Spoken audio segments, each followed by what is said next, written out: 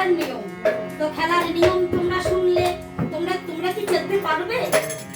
ভক্তগণ বললেন, প্রভু আমরা চেষ্টা করব, কিন্তু জগতের খেলার দুইটি পক্ষ থাকে, দুটো পক্ষ থাকে না, কিন্তু তোমার খেলার কয়টি পক্ষ?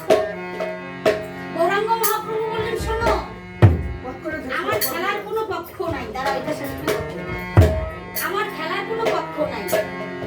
যদি এই খেলা নিয়ম মতো কেউ খেলতে পারে, তাহলে সে কি হয়